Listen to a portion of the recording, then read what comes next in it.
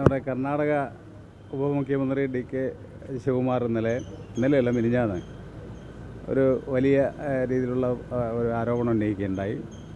കേരളത്തിലെ ഒരു ക്ഷേത്രത്തിൽ മൃഗബലി നടത്തിയെന്ന് പറഞ്ഞുകൊണ്ടും അത് കോൺഗ്രസ് ഗവൺമെൻറ്റിനെ താഴെയിറക്കാൻ വേണ്ടിയാണ് നടത്തിയെന്നും പറഞ്ഞിട്ടാണ് പ്രസ്താവന.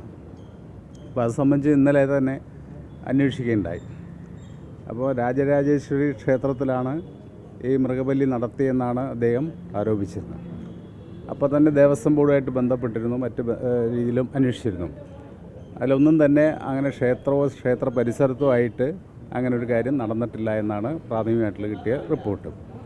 ദേവസ്വം ബോർഡ് തന്നെ കൃത്യമായി അത് വ്യക്തമാക്കുകയും ചെയ്തിട്ടുണ്ട്. പിന്നെ എന്തുകൊണ്ടാണ് അദ്ദേഹം ഇങ്ങനെ ആരോപണം ഉന്നയിച്ചതെന്നുള്ളത് അത് പരിശോധിക്കേണ്ടത് തന്നെയാണ്.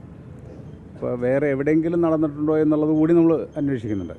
കാരണം മൃഗബലി നടത്താൻ പാടില്ല എന്നുള്ളത് 1968 നിയമം തന്നെയുണ്ട്. അപ്പോൾ അതിൻ്റെ അടിസ്ഥാനത്തിൽ നമ്മുടെ കേരളത്തിൽ എവിടെയെങ്കിലും അത്തരം കാര്യങ്ങൾ നടന്നിട്ടുണ്ടെങ്കിൽ അതിൻ്റെയും നമ്മൾ പരിശോധിക്കുന്നതാണ്. സാധാരണഗതിയിൽ അങ്ങനെ സംഭവിച്ചിട്ടില്ല എന്നാണ് പ്രാഥമികമായിട്ടുള്ള അന്വേഷണ റിപ്പോർട്ട് വന്നിരിക്കുന്നത്.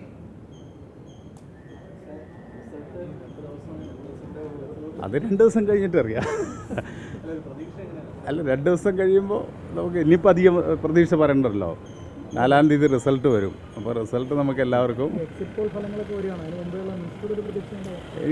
ഞാൻ നേരത്തെ പറഞ്ഞു കഴിഞ്ഞിട്ടുണ്ട്. അപ്പോൾ 2 ദിവസമേ ഉള്ളൂ. 2 ദിവസം കൂടി കാത്തിരിക്കാം.